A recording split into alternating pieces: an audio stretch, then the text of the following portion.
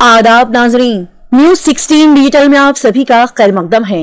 बैंगलोर शहर में divine service forever foundation की जानिब से शानदार प्रोग्राम ग्रेजुएट्स मीट का कामयाब अंदाज से इनेकाद अमल में आया।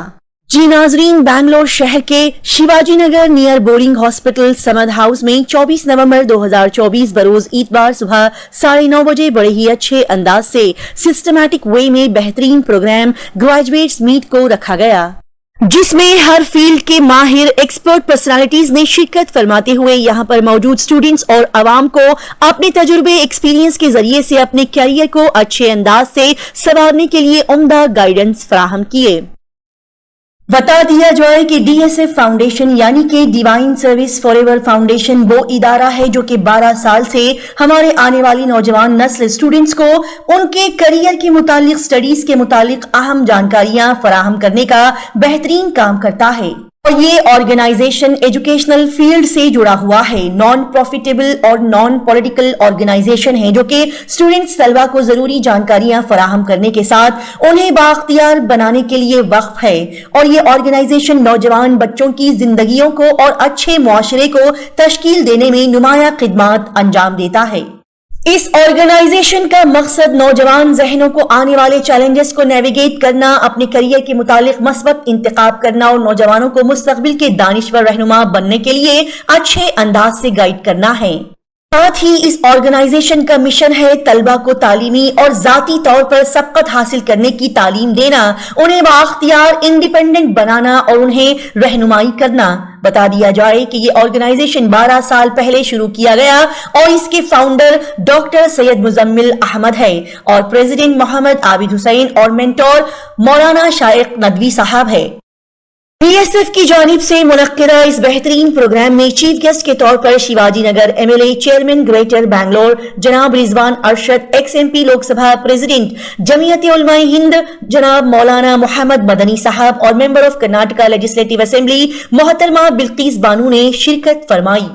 और इस प्रोग्राम में गेस्ट स्पीकर्स के तौर पर भी कई सारी मुआज़िज शख्सियात ने शिरकत फरमाई, जैसे कि जनाब मुस्तफा हुसैन केपीएससी मेंबर, जनाब जयराम रायपुर, जनाब मुफ्ती शमशुद्दीन बिजली साहब, जनरल सेक्रेटरी जमीयत उलमा कर्नाटक जनाब हमजा हुसैन कमांडर एसपी कोलार, जनाब Mirza Azmatullah additional commissioner GST, जनाब मोहम्मद रफी पाशा, मोहतरमा नाहिदा डॉक्टर आसिमा बानू, मोहतरमा आयशा फरजाना, तमाम ने यहाँ पर गेस्ट स्पीकर्स के तौर पर शिरकत फरमाई। इस ग्रेजुएट्स मीट प्रोग्राम में बड़ी कसीर तादाद में स्टूडेंट्स, तलबा व तालिबात और अवाम ने शिरकत फरमाई और गेस्ट स्पीकर्स चीफ गेस्ट के अहम खिताबात को, बातों को सुनते हुए इससे फायदा हासिल किया। आइए देखते और जानते हैं इस प्रोग्राम की मजीद तफसीलात।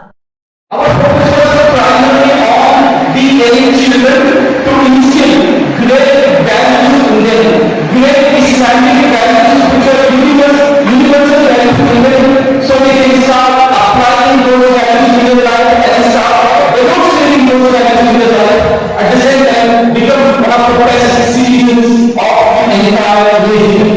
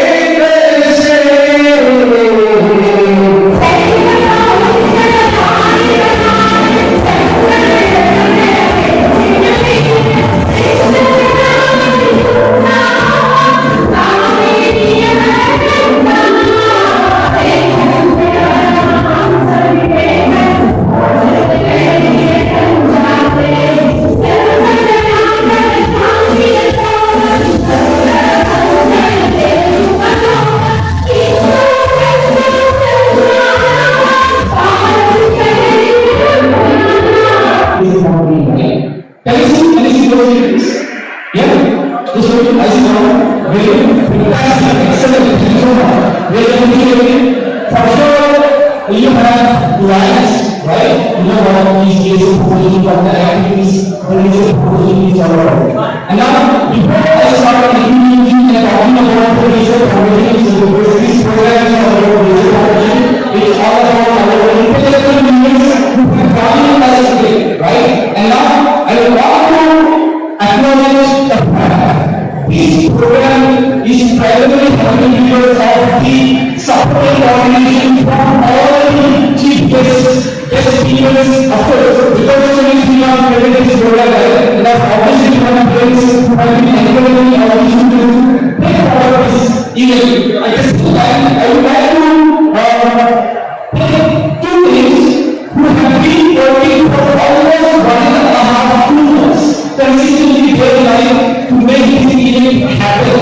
Number one is the ESF Foundation, Father Sir Ahmed sir. Can you have a look at that? Number two, none other than the Deputy Commissioner of the GST Department, Muhammad Mufti Master. Can you have a look at Muhammad Mufti Master? Involving and identifying this kind of a setup and inviting those who are all the individuals of the community, of the society and the nation itself. Right? So now let's talk about what research foundation is all about. I'm sure you are confident in what research foundation is, and I think let's make kind of a introduction. I am going to take just 1 or 2 minutes here. What is research foundation? Can you tell me what the sponsor of everything? Yeah, very good. This was Assalamualaikum everybody. I am Usman Ahmed from Badalapur, and I have been working from last 3 to 4 years in working at Badalapur, and as far as my understanding, BSF is a non-profitable organization where we provide guidance, education, everything to the students who are not reaching the goal, and we are the organization who are teaching and also explaining students the importance of reading and reading. Also, what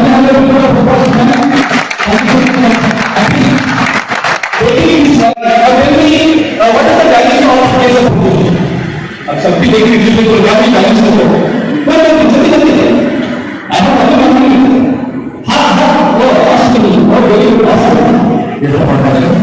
I think this information can be used to guide you or my students to know how to student layer and pursue higher goal education and professional growth. Okay, fantastic. Big round of applause to all of you. Thank you so much for the opportunity. Now, you are responsible for taking care of these activities. You are responsible for organizing such events, not only here, activities, but this initiative from past 2017 and the recent 5 years plus, right? And since then we have been training thousands of students, empowering thousands of students, educating thousands of students, more than 50,000 students is what we have trained, coached, empowered, mentored, inspired, motivated, and so on.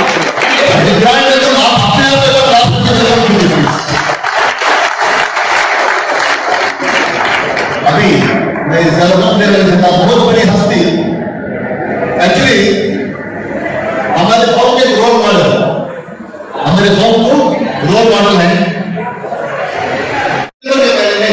हमें 66 officers को हानर करें जो के IAS IPS officer हमारे DS को हानर करें उस वक्त साथ बात कहते बोले थोड़े थोड़े कैमरा हाथ में करो थोड़ा उनका बात करने को बोलो उसने भी जो बातें कहे सामने तो हर एक आदमी के दिल में कैसे बदलेगी तो आज हम जो बात सुनेंगे इंशाअल्लाह उसके ऊपर अमल करेंगे आज देखो अल्लाह ताला इतना बड़ा एक होदा मुझे नवाज है कर्नाटक स्टेट में इतना बड़ा एक होदा हमको अल्लाह ताला नवाज है पिछले 10 साल से अल्लाह ताला कर्नाटक से कितने हमारे कौम के आईएएस आईपीएस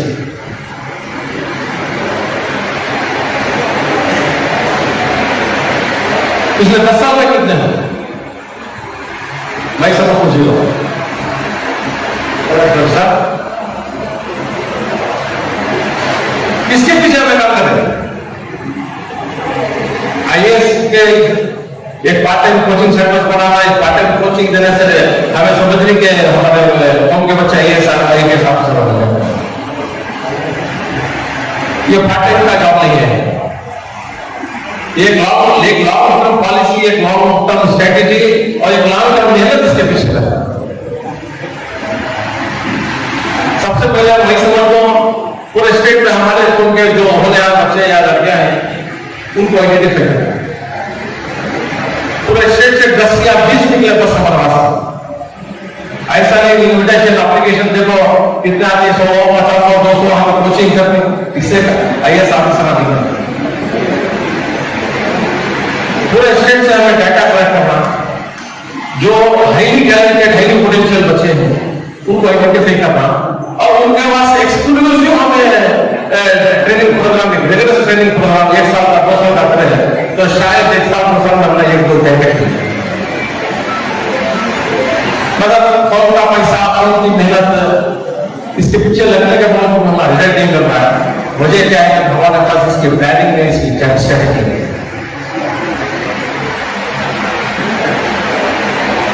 तो इसके बारे में मैं समझता हूँ इसके ऑर्गेनाइजर्स इसके बारे में बड़ा ज्यादा पहुंचा है। सात वर्ष से लास्ट 10 साल में कितने मुस्लिम कैंडिडेट्स आईएएस आईपीएस बन रहे हैं? सोचो, हमें 12 घंटे चीफ में तो चुनने का फायदा नहीं, सिस्टम के बाहर रहते, सिस्टम के अंदर जाके हर एक के साथ इंसाफ करना है। सिस्टम में 12 घंटे चीफ में चुनने का फायदा नहीं, सिस्टम के अंदर जाके क्या करना है, हर एक से इंसाफ करना है। हर एक से इंसाफ करना है तो हमें उससे पहले क्वालिफाई करना है, वो जगह पर बैठना है। उसके लिए हमारे नौजवान आईएएस आईपीएस बने तो केएएस बने तो इंशाअल्लाह सबके साथ इंसाफ करने की अल्लाह की हिदायत देगा। उसके लिए हमारे नौजवानों को, हमारे बेटियों को, हमारे बेटों को बोलना है बेटा डिग्री जस्ट डिग्री करके बस सुस्त मत हो बेटा, degree just not enough, you have to go still, और आगे जाना है, और आगे जाना है। तो और बता दें लास्ट वाले फैमिली कोर्ट के बारे में, वो कंपनी का गेम नहीं है। आप, मैं इसको ज्यादा डिस्कस नहीं करना चाहता, आप बहुत समझदार हैं, पूरे ग्रेजुएशन है वो ही। आप सोचिए आपके फैमिली में, आपके खानदान में, आपके गांव में, आपके मोहल्ले में क्या फिक्र लेके जाना है। इसे कोई दूसरे आदमी कोई चमत्कार नहीं करता, हमें लोग करना है ना, वो इंप्लीमेंट करना है, हम लोग इंप्लीमेंट करना है। तो उसके लिए इंशाअल्लाह हमें करेंगे। और नेक्स्ट स्पीकर को करने से पहले हमारे और एक अच्छा होते थे, मेहनत करके, खिदमत करके, इंसान की खिदमत करके एक अच्छा होगा एकदम आवश्यक होते थे।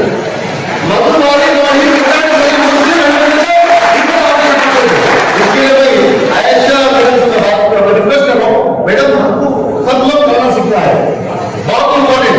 एक्चुअली शोएब अगर करना बात करें तो हमने नाम पूछती शोएब अगर आगे करना बात करें तो मुसलमान भारत से नाम पूछती।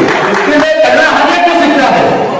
तो हमारे भारत में करने के हर एक लड़का हर एक करना सीखता है, जो सीखेगा वो बढ़ेगा। उसके लिए ನಮ್ಮ ಆಯೇಷಾ ಅವರ ಚರಿತ್ರೆಯಲ್ಲಿ ದಯವಿಟ್ಟು ಒಂದು ಕನ್ನಡ ಭಾಷೆಯಲ್ಲಿ ನಿಮ್ಮ ಒಂದು ಅನುಭವನ ಹಂಚಿಕೊಳ್ಳುತ್ತಿರೋ ಒಂದು ನಾನು ನಮ್ಮ ಹೃದಯಪೂರ್ವಕ ವೆಲ್ಕಮ್ ಮಾಡ್ತೀನಿ. ಎಕ್ಸಾಂಪಲ್ ಹೇಳ್ತೀನಿ, ನಿನ್ನೆ ನಿಖಿಲ್ ಕುಮಾರಸ್ವಾಮಿ ಅವರು ಹೇಳಿದ್ರು ನನ್ನ ಸೋಲಿಗೆ ಆ ಒಂದು ಸಮುದಾಯ ಕಾರಣ ಅಂತ ಹೇಳಿದ್ರು. ಅವರ ಸೋಲಿಗೆ ಯಾವುದೇ ಒಂದು ಸಮುದಾಯ ಕಾರಣ ಅಲ್ಲ, ಎಲ್ಲ ಸಮುದಾಯಗಳು, ಯಾಕಂದ್ರೆ ಮೈನಾರಿಟಿ ಓಟ್ಸ್ ಎಷ್ಟಿದೆ, ವೆರಿ ಲೆಸ್ ಪರ್ಸೆಂಟೇಜ್ ಇದ್ದಿದ್ದು. ಹಾಗೆ ಅವ್ರಿಗೆ ಗೊತ್ತು ಬೇರೆ ಯಾರು ಓಟ್ ಹಾಕಿಲ್ಲ ಅಂತ ಗೊತ್ತು, ಅಲ್ಲಿ ಉಳಿದ ಯಾರ ಬಗ್ಗೆ ಮಾತನಾಡೋಕೆ ಅವರಿಗೆ ಧಮ್ಮಿರಲ್ಲ. ಮೈನಾರಿಟಿನ ಹೇಳ್ಬೇಕಂತ ಯಾರು ಬೇಕಾದ್ರೂ ಹೇಳಿದ್ರು ಡೈಜೆಸ್ಟ್ ಆಗುತ್ತೆ, ಅಷ್ಟು ಈಸಿ ಮೈನಾರಿಟಿ ಅಂತ. ಇಂಥ ಒಂದು ಕಂಡೀಷನ್ ಅಲ್ಲಿ ಜಸ್ಟ್ ಪೀಪಿಗೆ ಹೇಳ್ತದೆ, ನನಗೆ ಇಲ್ಲ ಯಾರು ಬ್ಲೇಮ್ಗೆ ಮಾಡೋ ಉದ್ದೇಶ ಇಲ್ಲ.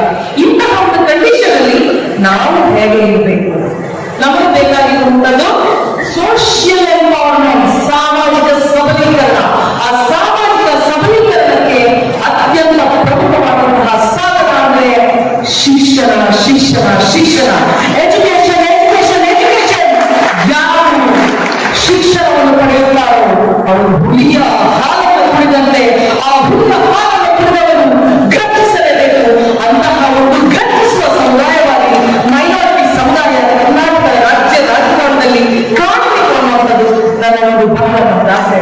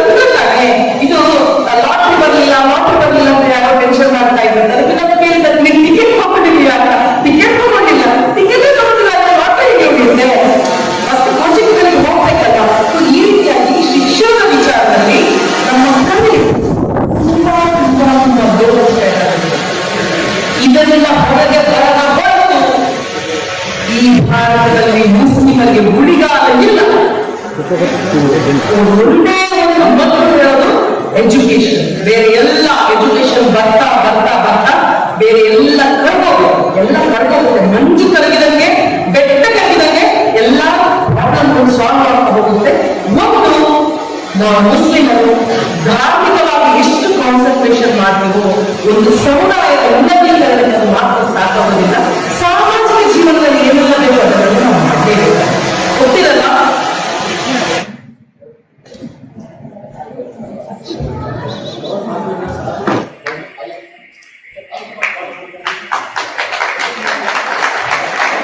ವ್ಯಕ್ತಿನ ಪರಿಚಯ ಮಾಡ್ಕೊಡ್ತಿದ್ದೀನಿ. ವ್ಯಕ್ತಿ ಅಂದ್ರೆ ತಪ್ಪಾಗ್ತದೆ ಒಂದು ಶಕ್ತಿಯನ್ನು ಹೇಳ್ಬೋದು. सो थोड़ा तुमने बोला बोले तो लास्ट सितंबर अक्टूबर में इंटरनेशनल लेवल में वकील संघ का एक प्रोग्राम करे. कहाँ करे? लंदन में. कहाँ करे? सो वकील संघ जो है, जो हमारे गौड़ा कम्युनिटी जो है, इनका एक प्रोग्राम कहाँ करे? लंदन में करे. उसके टोटल इंटरनेशनल अध्यक्ष पूरे अमीर, पूरी दुनिया के वकील संघ का अमीर जो है वो हमारे साथ है.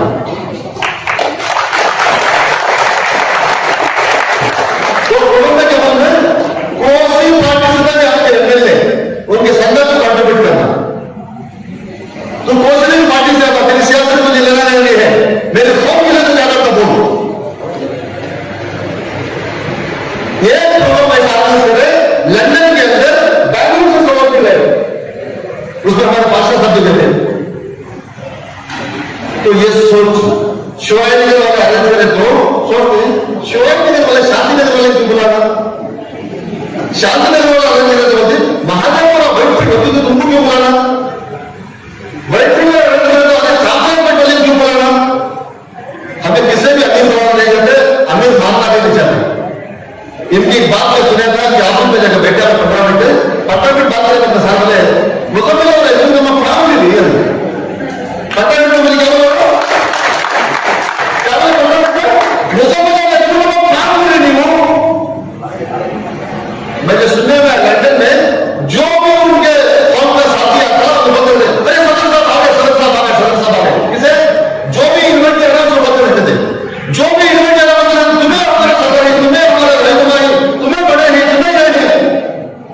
लोगों का दिल जीतने का तरीका, लोगों को अपनाने का तरीका, तुम्हें प्रेरणा करने का तरीका.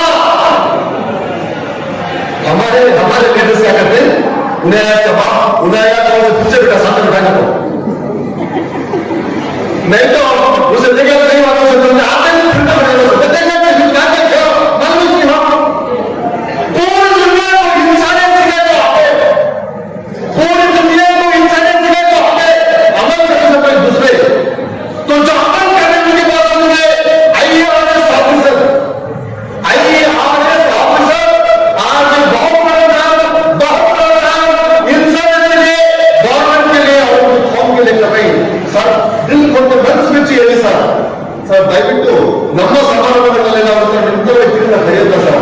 ದಯವಿಟ್ಟು ನಮ್ಮ ಪಕ್ಕದಿಂದ ನಾವು ಏನು ಮಾಡ್ತಾ ಇದ್ದೀವಿ ಅಂತ ತಿಳ್ಕೊಳ್ತೀವಿ ಸರ್. ನಾವು हमें जो गलत करने से सुधार लेंगे, हमें सबको भी अपनाएंगे, सबके अपने भाई होंगे, दिल से बोलेंगे, अमल में रखेंगे, उसके लिए साथ दिल खोल के बात करेंगे. बोले I am going to request sir कलमा करके बात करें साथ देख ले मैं दर्द चपड़ा करके साथ करता हूं. ನಮ್ಮ ಬಚ್ಚೇಗೌಡರ ಪರಿವಾರಕ್ಕೆ ಅವರು ಫ್ಯಾಮಿಲಿ ಮೆಂಬರ್ ಮುಜಮ್ಮಿಲ್ ವರ್ಷ ಆ ಕಾರಣಕ್ಕೆ ಇಷ್ಟು ಧಾರಾಳಿಯಾಗಿ ಬಗ್ಗೆ ನಾಲ್ಕಾರು ಮಾತುಗಳನ್ನು ಆಡಿದ್ರು. ಸ್ನೇಹಿತರೆ, ಡಿವೈನ್ ಸರ್ವಿಸ್ ಫಾರೆವರ್ ಫೌಂಡೇಶನ್ ಬಹುಶಃ ಇವತ್ತು ಕರ್ನಾಟಕ ಸಮಾಜದಲ್ಲಿ ನಾವೆಲ್ಲ ಏನು ಕೆಲಸವನ್ನು ಮಾಡಬೇಕಾಗುತ್ತೋ ನಮ್ಮೆಲ್ಲರ ಪರವಾಗಿ ಡಿವೈನ್ ಸರ್ವಿಸ್ ಫಾರೆವರ್ ಆ ಕೆಲಸವನ್ನು ಇವತ್ತು ಮಾಡ್ತಾರೆ. ಎಲ್ಲರನ್ನೂ ರೀಚ್ ಮಾಡೋದಕ್ಕೆ ಸಾಧ್ಯ. ಅದಕ್ಕೆ ತನ್ನದೇ ಆದ ಕೆಲವು ಅಡೆತಡೆಗಳು, ಸ್ವಲ್ಪ ಲಿಮಿಟೇಷನ್ಸ್ ಇದೆ. ಆದ್ರೆ ಪ್ರತಿಯೊಬ್ಬರೂ ಕೂಡ ತಮ್ಮ ಸಮುದಾಯಗಳಲ್ಲಿ, ತಮ್ಮ ಕಮ್ಯುನಿಟಿಗಳಲ್ಲಿ ಈ ಒಂದು ಸಂದೇಶವನ್ನ ರವಾನೆ ಮಾಡಿದ್ರೆ, ಈ ಒಂದು ಸಂದೇಶವನ್ನ ತಲುಪಿಸೋದಕ್ಕೆ ಸಾಧ್ಯ ಆದರೆ ಒಟ್ಟಾರೆ ನಮ್ಮ ಕರ್ನಾಟಕದ ಸಮಾಜ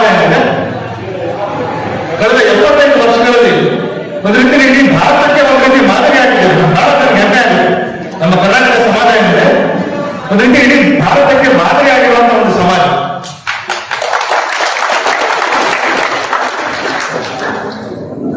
ಅದನ್ನು ನಮ್ಮಲ್ಲಿ ವಿಷಯವನ್ನು ಬಿತ್ತುವಂತ ಶಕ್ತಿ ಕಡಿಮೆ ಆಗಲಿ. ಬಹಳಷ್ಟು ಕಡೆ ಈ ರೀತಿ ನಮ್ಮ ಮಧ್ಯೆ, ನಮ್ಮ ಕನ್ನಡ ಎಲ್ಲ ಕನ್ನಡಿಗರ ಮಧ್ಯೆ 7 ಕೋಟಿ ಕನ್ನಡಿಗರ ಮಧ್ಯೆ ಒಂದು ರೀತಿಯ ವಿಷಯ ಬಿತ್ತುವಂತ ಕೆಲಸಗಳು ಅದನ್ನು ನಡೀತಾ ಇದೆ. ಅಷ್ಟೆಲ್ಲ ಆದ್ರೂ ಕೂಡ ಬಹುತೇಕ 99% ನಮ್ಮೆಲ್ಲ ಕನ್ನಡಿಗರು 7 ಕೋಟಿ ಕನ್ನಡಿಗರು ಪರಸ್ಪರ ಭ್ರಾತೃತ್ವದಿಂದ, ಪರಸ್ಪರ ಬ್ರದರ್ಹುಡ್ಡಿಂದ ನಾವು ಜೀವನ ಮಾಡ್ತಾ ಇದ್ದೀವಿ. ಬಹಳ ದೊಡ್ಡ ಸಂದೇಶ ನಮಗೆ ಕೊಟ್ಟರು. ಕರ್ನಾಟಕ ಏನಿದೆ ಒಂದು ಸರ್ವ ಜನಾಂಗದ ಶಾಂತಿಯ ತೋಟ. ಅದು ನಾವು ಬಹಳ ಗಂಭೀರವಾಗಿ ನಂಬಿದ್ದೇವೆ. ಕೇವಲ ಒಂದು ಗಮನದ ಸಾಲ ಅಲ್ಲ, ನಾವು ನಂಬಿರುವಂತಹ ಒಂದು ಆದರ್ಶ ಏನಂದ್ರೆ ಇದು ಸರ್ವ ಜನಾಂಗದ ಶಾಂತಿಯ ತೋಟ ಆಗಬೇಕು.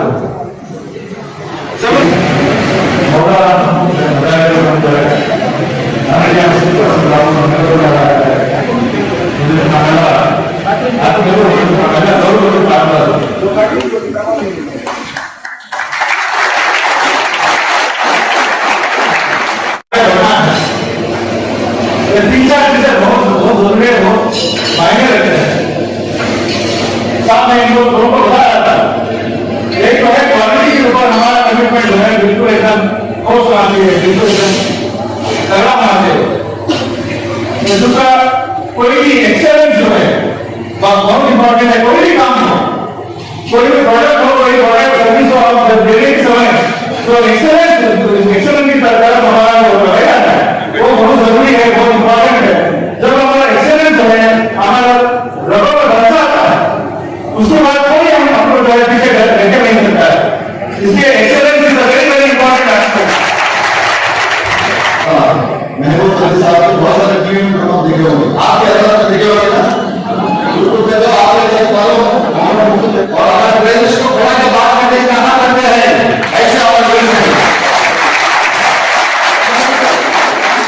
और हमारे आपका भी एनर्जी ये पूरे कर्नाटक का भारत संसद से जो मशवरा कर रहे हैं वो हमारे जनाब राधा बनाने के लिए, तो आइए मेरे साथ काम है। तो उसके लिए हमारे जयराम साहब बात कर रहे थे, अभी बता रहे थे करना में बहुत ही खूबसूरत बात कर रहे थे करना के अंदर, बता रहे थे नॉलेज इज पावर बोलते थे, नॉलेज इज पावर, पढ़ो सबको पढ़ाओ, सबको ग्रेजुएट करो। हमारा डीएसओ का वही हमारा मशीन स्टेटमेंट है, हर घर से ग्रेजुएट बना करना है इंशाल्लाह, हर घर से ग्रेजुएट बनना है। तो हमारा टारगेट है हमारे गांव को हमें बीपीएल कार्ड लेने को नहीं करना, बीपीएल से निकाल लो ये पे लगाना, बीपीएल से निकाल लो ये पे करना, पॉवर्टी लाइन हमें क्या करना है, हमें देने वाले हमें मांगने वाला बनाना पड़ेगा। हमें हमारे गांव को सिर्फ देने वाले गांव हमें क्या करना है, मांगने वाले बनाना पड़ेगा।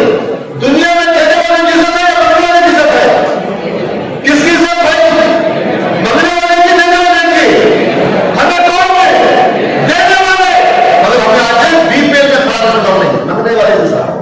तो हमारी सोच, हमारा डीएसएल की सोच, हमारे मेंटेन की सोच क्या है, हमें बीपीएल से निकलना एपीएल में आना है, देखो पावर्टी लाइन से आना है, हमें पावर्टी लाइन में नहीं जाना है। उसका सब मतलब knowledge is power, but application is a super power. क्या बोलते हैं, knowledge is power but application is super power. सीखो अमल में देखो वही बात बता रहे हो। तो उसके लिए मैं शुक्रगुजार हूं जयराम सर का, हमारी ये दावत को कबूल कर दिया, ताकि ऑलमोस्ट 20-25 मिनट दिल खोल के बात करते हैं। पूरी दुनिया के वकील संघ के जो अध्यक्ष है, आज इनके प्रोग्राम संबोधन करने के लिए हमें सोच रहे कि अपने आने को वाले पैसे की सपोर्ट करेंगे, कोरोना वाले करेंगे, गठबंधन वाले करेंगे, हॉस्पिटल वाले करेंगे, वेस्टर्न वाले करेंगे, ऐसा हमें सोच रहे विजिट वाले करेंगे। मगर आज ये बात कर रही, ये लोग कर रही लंदन में इनके प्रोग्राम, ये लोग कर रही यूएस में इनके प्रोग्राम कर रही। तो खाओ उनके साथ जुड़ को आओ,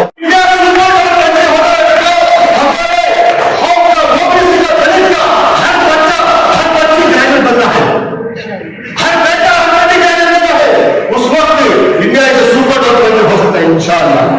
तो उसके लिए मैं हमारे आने वाले रिक्वेस्ट करता हूँ, हमारे जयराम साहब को एक पौधा देते हुए, गिफ्ट देते हुए सामान करने की रिक्वेस्ट करता हूँ।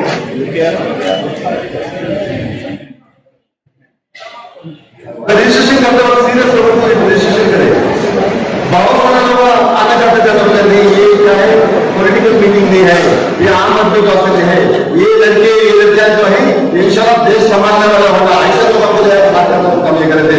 इसके लिए सबको भी हमें लेकर बहुत सारे लोग हमें कल रजिस्ट्रेशन क्लोज भी कर दिए, राइट। अभी एक्चुअली हमारा DSL का जो इदारा है, डिवाइन सर्विसेज फॉरएवर का जो इदारा है, ये लगभग 12 साल से हमें ऑलमोस्ट 30 महीने सामने इनको करने को। तो ये इदारे के अंदर इसके अंदर बहुत सारे इंटेलेक्चुअल है, बहुत सारे हाईली क्वालिफाइड पर्सन है, बिजनेस पीपल है, एग्रीकल्चर पीपल है, राइट, सब कुछ कहते हैं, और होम मेकर्स है, टीचर्स है, लेक्चरर्स है। मतलब हमें सोचिए हमने उलमा की बहुत जरूरत है, क्योंकि ये हमारे इदारे को हमारी इंजन जो है हमारा उलमा है। बगैर उलमा के हमें देखा ऐसा ही हो सकता है, तो क्या करें हमें ये कार्य के लिए ऑफिशियली जो रजिस्टर करे उस वक्त हमें मुफ्ती शमसुद्दीन साहब को और ऑफिसर आसिम साहब को हमें क्या करें मेंटर बनाए, जो भी करने उनके राय मशवरे से करती, क्योंकि मुसलमान आजाद नहीं है, क्योंकि मुसलमान आजाद नहीं है, अब आजाद है मुसलमान, आजाद है क्या? जो दिन जाना वो पी सकता मुसलमान, जो दिन जाना वो खा सकता क्या मुसलमान, जो दिन जाना वो सुन सकता क्या मुसलमान, जो दिन जाना वो बोल सकता क्या मुसलमान? नहीं, हमें बहुत सारे डूस एंड डोंट्स हैं, बहुत सारे डूस एंड डोंट्स हैं, ये कर सकते हैं नहीं कर सकते, इसको अमल करो अमल मत करो, ऐसा है। उसके लिए हमारे लेक्चर्स, हमारे बुजुर्गों के राय मशवरे से, हमारे इंटेलेक्चुअल से राय मशवरे से, हमारे ऑफिसर के राय मशवरे से हमें आगे बढ़ाओ।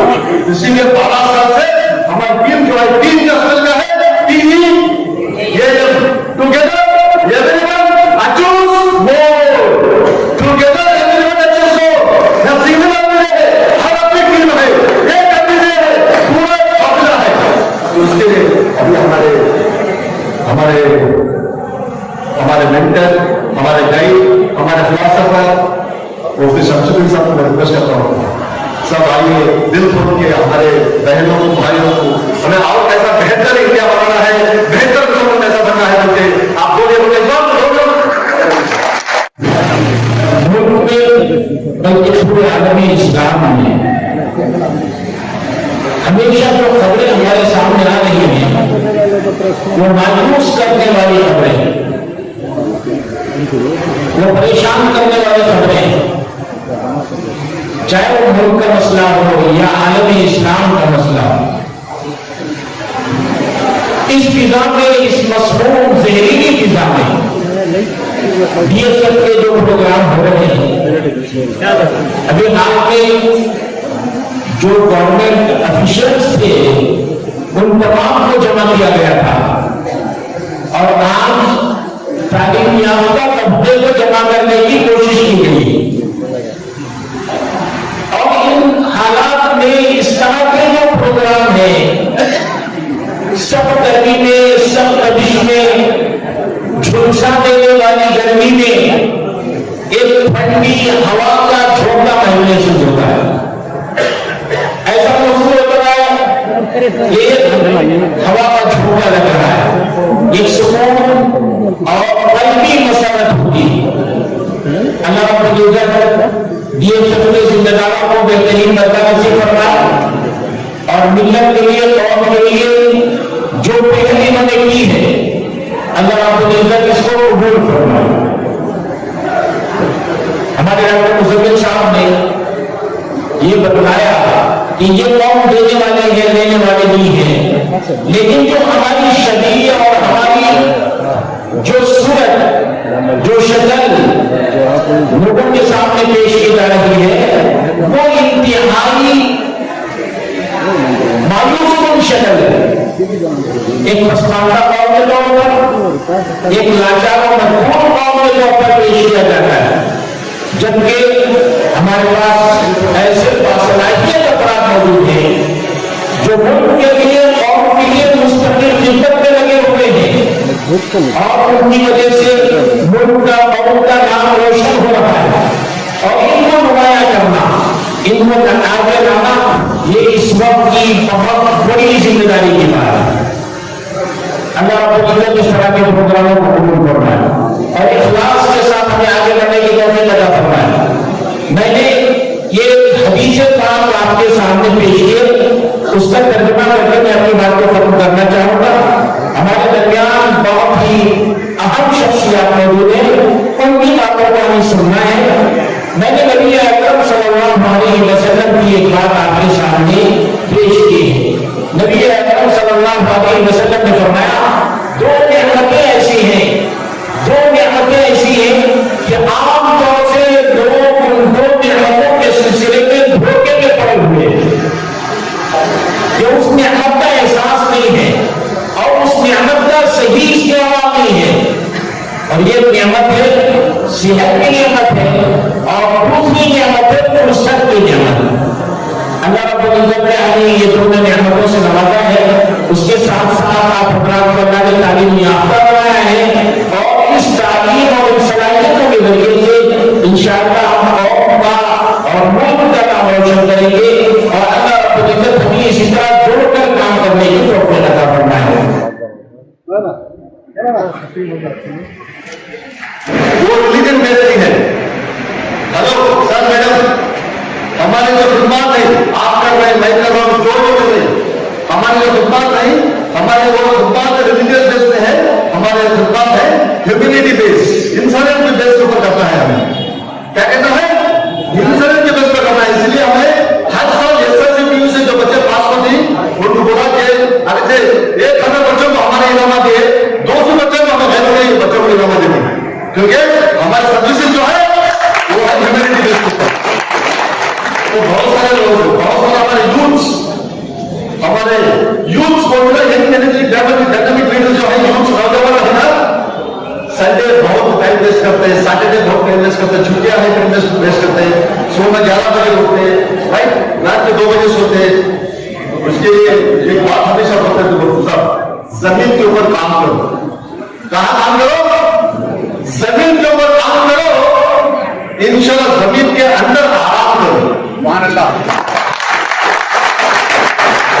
काम करने में खाना निकलवाने दफशीना निकलवाने के पास से वहां नहीं काम करना, तो जमीन के ऊपर काम करो।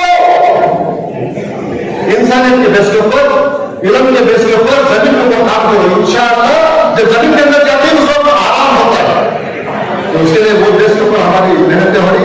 मेरी पूरी उम्मीद है हमारे भाई भागा हमारे जो बेटे जो भी आप वही पूरा वो बेस पर काम करते होंगे।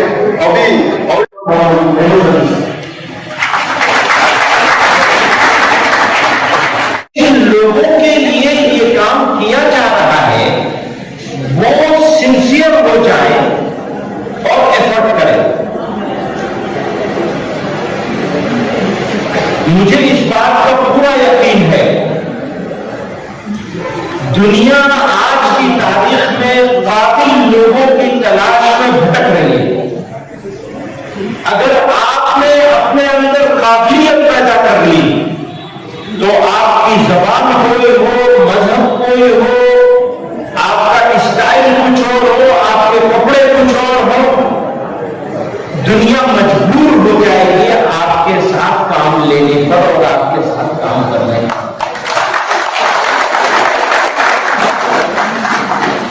जरूरत है मेहनत की और काबिलियत पैदा करने की। और काबिलियत एक होती है स्किल होना, चाहे सॉफ्ट स्किल हो चाहे नॉर्मल स्किल्स हो, एक काबिलियत वो है। और एक काबिलियत उससे भी ज्यादा जरूरी काबिलियत है, वो है हमारा अपना अखलाक, कैरेक्टर। अगर कैरेक्टर बिल्डिंग पर काम नहीं हुआ और हमारी कम्युनिटी या कोई कम्युनिटी कैरेक्टरलेस होगी, वो तरक्की नहीं कर सकेगी। डेवलपमेंट मुल्क का हो, कौम का हो, बच्चों का हो, बच्चियों का हो, इंसानों का हो, अच्छा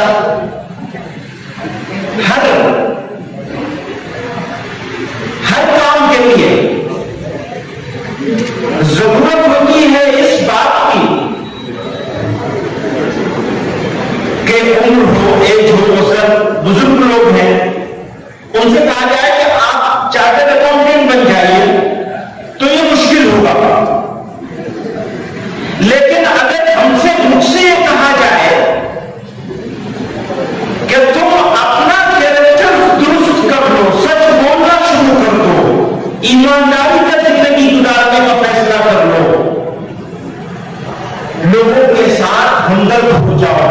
तो ये तो हर उम्र में किया जा सकता है। इस स्किल को हर जमाने में डेवलप किया जा सकता है। तो ये जरूरत हर इंसान की है कि किसी लेवल पर है अपने आप को नेक्स्ट लेवल पे ले जाए। अगर अच्छे इंसान होंगे, अगर वो मुखलिस होंगे, अगर वो हमदर्द होंगे, अगर वो ईमानदार होंगे, अगर वो शरीफ होंगे, अगर वो सच बोलने वाले होंगे, तो उनके बच्चे भी सच बोलने वाले होंगे, ईमानदार हो। लोग चाहते हैं हमारा कुछ भी हो, हम कैसे भी हों, हम गुस्से में बैठे रहते हो भरे हुए, और बच्चे हमारे शरीफ हो, ईमानदार हो, मुखलिस हो, हमदर्द हो और नरम मिजाज हो। नरम मिजाज होना एक बड़ी क्वालिटी की बात है, बड़ी पसंदीदा बात है। और खुद गर्म मिजाज होंगे तो हम खुद गर्म मिजाज होंगे, बेटा हमारा नरम मिजाज हो जाएगा। ये इम्पॉसिबल चीज है, मुमकिन नहीं है। आप सच्चे हैं तो आपके बच्चे सच्चे हो सकते हैं। तो मैं बात कर रहा था, कुछ स्किल्स ऐसी हैं, कुछ सलाहियतें ऐसी हैं जिनके लिए एज और सर्टेन क्वालिफिकेशन की जरूरत होती है। यहाँ ग्रेजुएट्स मौजूद हैं, उनके पास एक तरह की क्वालिफिकेशन मौजूद है जो मेरे पास नहीं है। वो नेक्स्ट लेवल पे जा सकते हैं, कोई डॉक्टर बन सकता है, कोई मैनेजमेंट का स्पेशलिस्ट बन सकता है, कोई कुछ आप मुझसे कहने का नहीं कर सकता। लेकिन मैं एक काम कर सकता हूं, अपने अंदर वो स्किल डेवलप कर सकता हूं जो इन सारी स्किल से ज्यादा जरूरी स्किल, कि मैं ईमानदार हो सकता हूं, शरीफ हो सकता हूं, नरम मिजाज हो सकता हूं, हमदर्द हो सकता हूं, मुखलिस हो सकता हूं, खिदमत करने वाला हो सकता हूं। तो ये दोनों चीजों का कॉम्बिनेशन अगर किसी में हो जाए कि उसके पास वो डॉक्टर हो, वो आपकी तरह से आईएएस ऑफिसर हो, आईआरएस ऑफिसर हो, कुछ और हो, और उसी के साथ वो एक मुखलिस और अच्छा इंसान हो, तो क्या कहने, सुभान अल्लाह, मजे आ जाएंगे। वो मजा जो आएगा, उस मजे को किसी दूसरे मजे से पूरा नहीं किया जा सकेगा। तो मैं एक मरतबा फिर मुबारकबाद दूंगा, शुक्रिया अदा करूंगा इस तंजीम का, मुजम्मिल साहब का, उनके ट्रस्टियों का, टीम का, सब लोगों का, और उनके साथ देने वाले लोगों का, जिन्होंने, बहुत सारे लोग सामने होते हैं, बहुत सारे लोग पीछे होते हैं, पीछे वाले लोग ज्यादा कीमती होते हैं, जो सपोर्टर होते हैं। तो सब लोगों का शुक्रिया अदा करूंगा, और आप लोगों से, खुसूसन ग्रेजुएट से कहूंगा, आपने एक जगह तक आप पहुंचे हैं, आपको बेपनाह मेहनत करके नेक्स्ट लेवल पे पहुंचना है। आप नेक्स्ट लेवल पे पहुंच जाएंगे तो सिर्फ आप अपना फायदा नहीं करेंगे, मुल्क का फायदा करेंगे, कौम का फायदा करेंगे, इंसानियत का फायदा करेंगे। बहुत बहुत शुक्रिया। बीए जो है हमारे शरीर को इंग्लिश में ट्रांसलेट करना चाहिए तर्जुमा। तो हमारा जो बच्चे हैं, तीन और बच्चे के लिए बहुत जरूरी है, वो ग्रेजुएट है और हाफिज भी है। तो उनका जो तर्जुमा जो इंग्लिश में ट्रांसलेट है वो भी आगे करें, तो इंशाल्लाह वो पूरा हम लेंगे। हमारे पास 10 से 5 ग्रेजुएट हैं, तो जो लोग इंशाल्लाह वो पूरा अच्छा उनके एजुकेशन को आप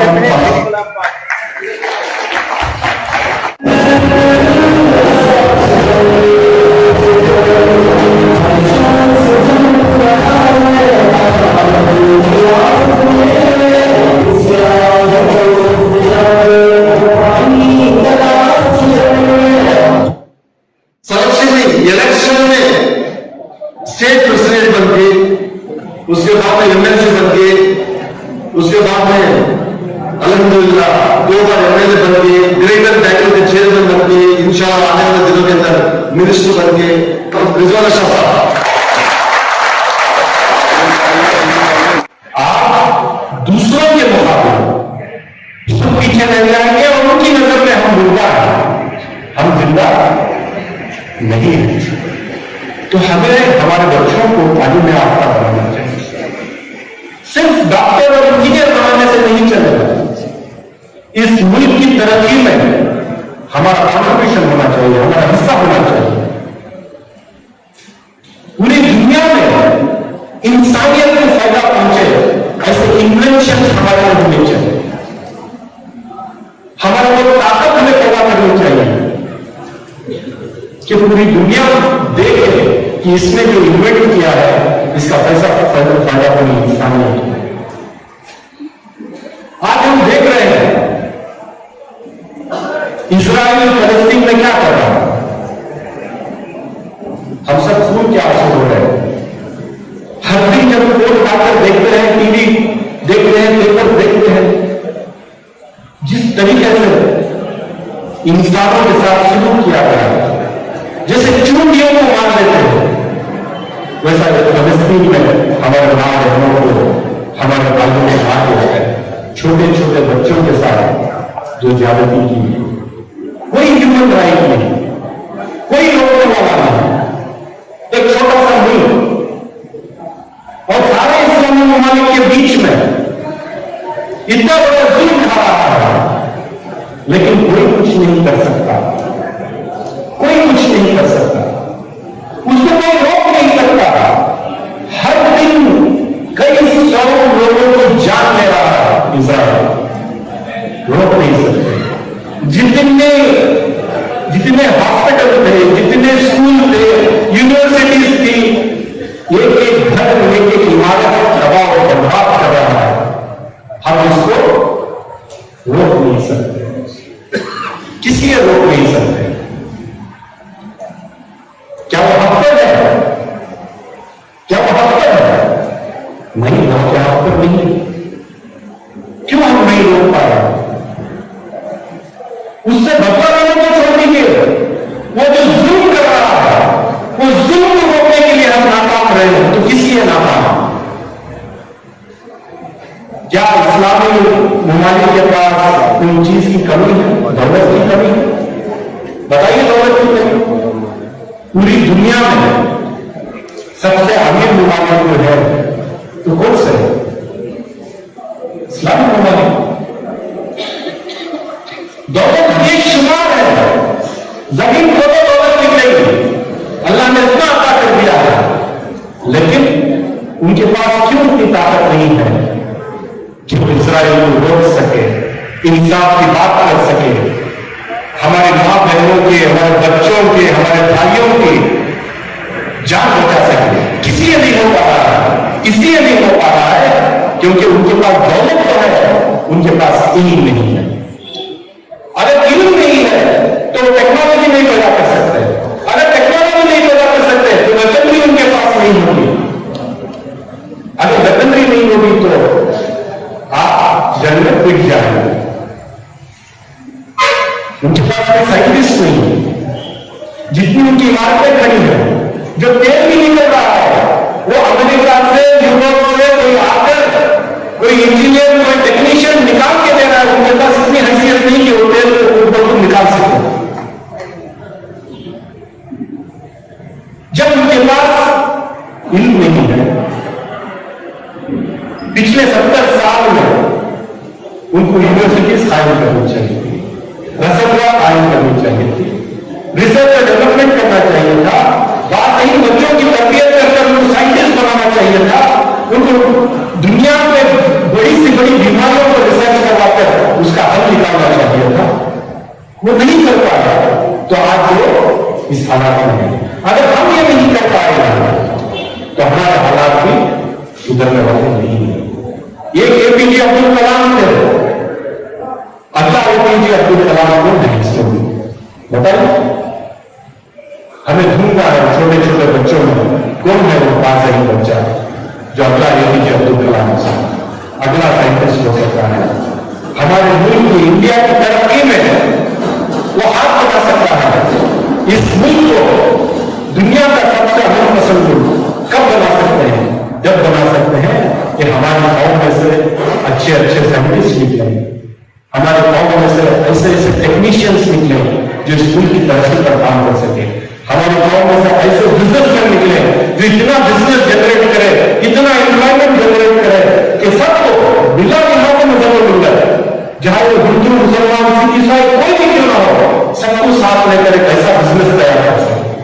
ऐसे एक नहीं, 100 नहीं, 200 नहीं, कई हजार नौजवानों को हर फील्ड में हमें तैयार करना पड़ेगा और इस मुल्क की तरक्की में उन लोगों का कॉन्ट्रीब्यूशन होना पड़ेगा। अगर वो नहीं है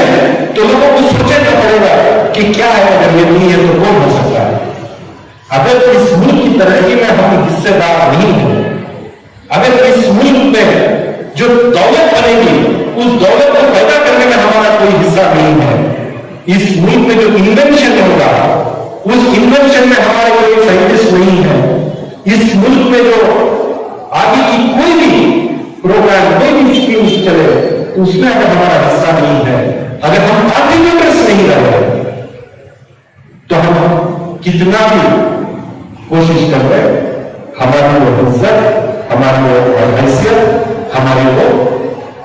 हमारा जो वजूद है वो हमें वापस नहीं मिल सकता। तो ये मिल कैसे सकता है? सिर्फ और सिर्फ तालीम के जरिए, सिर्फ और सिर्फ एजुकेशन के जरिए। और मौलाना महमूद मदनी साहब ने बहुत अच्छे कहा कि हमारा कैरेक्टर, हम बोले तो सच बोलो, बोले तो सही बोलो, हमारे साथ कोई बिजनेस करे, हमारे साथ कोई मामला करे तो पहले के नहीं बोलो ये लोग ईमानदार हो, ये लोग बोलते हैं वो करते हैं, ये लोग धोखाबाज नहीं। क्योंकि आज आप पेपर देखिए, टीवी देखिए, अगर किसी के यहां चोरी हुई, अगर कहीं किसी क्रिमिनल ने मर्डर कर दिया, किसी क्रिमिनल ने रेप कर दिया, तो पहले उसकी जात देखा जा रहा है, धर्म देखा जा रहा है, वो क्रिमिनल उसको क्रिमिनल की हैसियत से नहीं देखा जा रहा। अगर हम लोगों में से कोई रेपिस्ट है तो हेडलाइन आ जाती है, अगर कोई क्रिमिनल मुसलमान है तो हेडलाइन छपा है, फ्रंट पेज न्यूज बन जाती है। तो इतना दंगल माहौल जब है तब आपका, हमारा, हर एक फर्द का अपना जो पर्सनल एक्शन है ये भी पूरी फॉर्म में रिफ्लेक्ट होगा। तो ऐसे हालात में जब है तो हमें मिलना चाहिए, समझना चाहिए, आगे का रास्ता क्या होना चाहिए वो तय होना चाहिए। हमारी जो आमदनी है, हमारा जो इन्वेस्टमेंट है, वो इन्वेस्टमेंट किस पे कर रहे हैं? ह्यूमन रिसोर्स पे कर रहे हैं क्या? एजुकेशन पे कर रहे हैं क्या? या किसी और चीज पे कर रहे हैं? क्योंकि अगर हम इन्वेस्ट नहीं करेंगे तो उसका रिटर्न नहीं आएगा। अगर इन्वेस्टमेंट भी गलत हो तो डेट इन्वेस्टमेंट में आ जाएगा, वहां से रिटर्न नहीं आएगा। तो हमारा ये एक पाई हमारा, चाहे वो ज़कात का हो, फितरे का हो, या हमारी जिम्मेदारी जो अल्लाह ने किसी को जरूरत से ज्यादा किसी को दिया है, किसी को साहिब निसाब बनाया है, तो जो कंट्रीब्यूट कर रहा है वो सिर्फ इसलिए कंट्रीब्यूट कर रहा है कि मुझे सवाब मिल जाए, मुझे जन्नत मिल जाए। तो अल्लाह दिलों को जानने वाला है, नियतों को पहचानने वाला है। सिर्फ इसलिए आप कुछ दे रहे हैं तो आपको ना जन्नत मिलेगी ना सवाब मिलेगा। आपको इसलिए देना पड़ेगा कि हम ना रहे तो हमारे बच्चे भी फख्र के साथ, इज्जत के साथ सर उठा करके इस मुल्क में, इस जमीन पर जिंदगी बसर कर सके और उसके बंदों को कोई हकीम नजर से, कोई गलत नजर से, कोई निजी नजर से ना देख सके। इसलिए हम सबको मिलकर आप सबको काम करना है। मुझे पूरी उम्मीद है कि जैसे डीएसएफ ने जो बेड़ा उठाया है, ये बेड़ा कामयाब बनेगा इंशाअल्लाह। आगे हम और आप मिल करके एक ऐसे समाज, एक ऐसे माशरे को बनाने के लिए हम काम करेंगे जिसमें हम भी दूसरों के बराबर रहें, हमें भी वही इज्जत, हमें भी वही दर्जा मिले जो दूसरों को मिलता है। और उसके लिए हम लोगों को मेहनत करनी पड़ेगी, हम लोगों को काम करना पड़ेगा। मुझे पूरी उम्मीद है कि हम लोग इस पर काम करेंगे और इंशाअल्लाह कामयाब रहेंगे। शुक्रिया। इसका बेहतरीन प्रोग्राम था DSF foundation divine services for ever. I mean ऐसी तहरीकों की बहुत अहम ज़रूरत है, सिर्फ बेंगलुरु में ही नहीं, हर डिस्ट्रिक्ट हेडक्वार्टर्स में भी इस तरीके की तहरीकों की ज़रूरत है। इसमें ज़रूरत यह है कि अल्हम्दुलिल्लाह हमारे बहुत सारे बुज़ुर्ग लोग जो हैं तालीमी मैदान में बेदारी आई है, बहुत सारे एजुकेशन इंस्टीट्यूशंस हैं और हर तरीके से वेल कनेक्टेड हैं। बट ज़रूरत है कि हम लोगों को, सब लोगों के साथ एक कोऑर्डिनेशन हो। और उसके साथ साथ आज अहम ज़रूरत इस चीज़ की है कि जो भी हम कर रहे हैं वो दूसरी समाज के अंदर भी उन लोगों के तक पहुंचाना है। उन लोगों को बताना है कि भाई हमारी जिम्मेदारी है कि हम जिस मोहल्ले में रहते हैं वहाँ पर जो भी गौर गरीब रहता है उसकी भी देखभाल करना हमारी जिम्मेदारी है। तो इसके बारे में एक सोचें, एक प्रोग्राम बनाएं, एक सर्वे करें, वहाँ पर जो भी गरीब हो, चाहे वो कोई भी जात से उसका ताल्लुक हो, उन लोगों तक अगर मदद पहुँचाएंगे तो हमारे मजहब का भी एक अच्छा मैसेज जाएगा और हमारे साथ खुलूस के साथ वो भी रहेंगे, प्यार मोहब्बत के साथ रहेंगे, एक अच्छा माहौल बनेगा। इसके बारे में मैं जोर दिया है कि इसके बारे में कुछ एक तहरीक या एक कोशिश, नई सोच शुरू हो और इस तरीके से एक अच्छा माहौल हिंदुस्तान के अंदर बनाया जाए। आज जो 24 नवंबर 2024 ग्रेजुएट्स मीट बोल के DSF divine services for ever foundation की तरफ से ये जो प्रोग्राम ऑर्गेनाइज करके हैं, आज कर्नाटका के ऑलमोस्ट जितने भी मुस्लिम इंटेलेक्चुअल्स हैं, IAS ऑफिसर्स, IPS ऑफिसर्स और हमारे ये शिवाजी नगर के MLA रिजवान अरशद साहब और नसीर हुसैन साहब, राइट, बल्खीस बानो, नसीर अहमद, बल्खीस बानो और बहुत सारे हमारे इंटेलेक्चुअल्स, बहुत सारे हमारे लगभग 700 graduates, social workers, social thinkers, ये सब लोग आ जाए थे। सुबह में एग्जैक्ट 9:30 बजे पूरा गैदरिंग हो गया। 10 बजे हमें प्रोग्राम स्टार्ट कर दिया इधर, तो 10 से अभी 1:30 तक फर्स्ट सेक्शन हुआ है। माशाल्लाह हमारे ये मकसद था, हमें लास्ट 12 साल से DSF जो हमारा टीम है, इसके थ्रू से हमें SLC और PUC के बच्चों को हमें क्या है बेसिक एजुकेशन के बारे में, इस्लामिक एजुकेशन, वर्ल्डली एजुकेशन के बारे में हमें लास्ट 12 साल से काम करते आ रहे हैं। तो लास्ट 12 साल से लगभग मोर देन 75,000 स्टूडेंट्स को हमें जाके ट्रेन करें उनके स्कूलों में। उसके बाद में इम्पोर्टेंस ऑफ एजुकेशन को समझाए, उसके बाद में क्या वास्ते पढ़ना, क्या पढ़ना, कैसा एग्जाम को तैयार होना, इसके बारे में बोले, कैरियर काउंसलिंग बारे में बोले। उसके बाद में नेक्स्ट हमें उनको बोला को हानर करें, उनको हमें मेमोंटोस दिए, सर्टिफिकेट्स दिए, अवार्ड्स दिए, रिवार्ड्स दिए, कैश अवार्ड्स दिए, बस एक पुश हमारी तरफ से, क्योंकि हमें DSF जो है एक साइलेंट एजुकेशनल रेवोल्यूशन कर रहा है। गांव-गांव में, गलियों में, घरों में जाके हमारा टीम जो एक 30-35 लोगों का हमारा जो टीम है, हम एक साइलेंट एजुकेशन रेवोल्यूशन कर रहे हैं। तो आज ये जो बच्चों को हम SLC से 8वीं क्लास से जो हमें पकड़े थे, ये बच्चे अभी ग्रेजुएट्स हो गए। तो उसके अंदर बहुत सारे बच्चे ग्रेजुएट्स होके खुद के बिजनेस कर रहे हैं, खुद का स्टार्टअप शुरू कर रहे हैं। बहुत सारे प्रोफेशनल्स हो गए, डॉक्टर्स हो गए, इंजीनियर्स हो गए, एडवोकेट्स हो गए, राइट, बहुत सारे ऐसे प्रोफेशनल्स हैं, बहुत सारे बिजनेस पीपल्स हैं, बहुत सारे गवर्नमेंट ऑफिशियल्स हो गए और बहुत सारे लोग अभी भी जॉब की तलाश में भी हैं। तो उसके लिए हमारा मकसद क्या है, पूरे मुस्लिम्स पूरे एक जगह जम के तो हमें हमारे बच्चों को पुश करना है, क्योंकि हमारे बच्चे जो हैं बहुत काबिल हैं। उनको ये एक जरूरत है, यस बेटा यू कैन डू इट, तुम कर सकते हो, तुम्हें फायदा हो कहीं से जीतने के वास्ते बोल के उनको हिम्मत दिलाना है। उसके वास्ते हमारे जो KPSC जो मुस्तफा हुसैन साहब आए थे, जो हमारा IAS आए थे, IPS आए थे, ये सब लोगों क्या कर रहे हैं, गवर्नमेंट जॉब्स के ऊपर तवज्जो दिए, यानी कि जॉब विद पावर। आपको एक अच्छा नौकरी भी होना, साथ के साथ क्या है ना, दूसरों को मदद करने का उससे पावर होना, ये इसके बारे में बोले। अभी आफ्टर लंच के बाद में अभी हमारा जो प्रोग्राम है, हमारे यूथ से जो खुद का स्टार्टअप्स करको ही, खुद का छोटे छोटे कंपनियां स्टार्ट करको ही, तो आप एम्प्लॉय से एम्प्लॉयर कैसा बन सकते, एम्प्लॉय से एम्प्लॉयर कैसा बन सकते, आप कैसा मालिक बन सकते, आप कैसे 50 आदमी को जॉब दे सकते, आप कैसे 100-200 आदमी को जॉब दे सकते, इसके बारे में। और साथ ही साथ हमारे मुस्लिम इंडस्ट्री एसोसिएशन से जो हमारे साथी यहाँ को ही, खुद अभी क्या है, अगरचे कोई एक इंडस्ट्री स्टार्ट करना तो कैसा करना बोल के उन्होंने गाइड करती है हमारे बच्चों को। तो ये हमारी जो ये है सोच है, कोशिशें हैं, मेहनत है कि पूरे हमारी कौम के एक जगह जुड़ के हमें लोग नॉलेज इज पावर जो बोलती है, वो नॉलेज हमें हासिल करना है। अभी रिजवान भाई बोल रहे थे, क्या है, पूरा मुस्लिम वर्ल्ड जो है आज उनके पास बहुत माल है, मगर उनके पास इल्म नहीं है।